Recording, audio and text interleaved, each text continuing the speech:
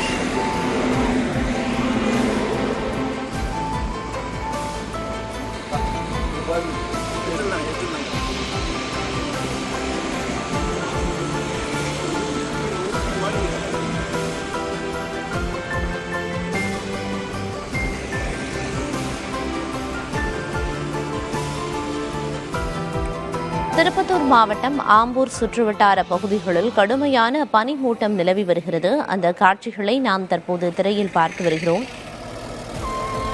கடந்த சில நாட்களாக மழை பெய்து வந்த நிலையில் தற்போது பனிமூட்டமாக மாறியிருக்கும் அந்த ரம்மியமான காட்சியை பார்த்து வருகிறோம்.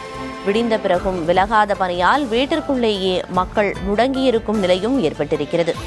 சென்னை பெங்களூரு தேசிய நெடுஞ்சாலையில் வாகனங்கள் கண்ணுக்கு தெரியாத அளவிற்கு பனி போர்த்தியது போல காட்சியளிக்கிறது.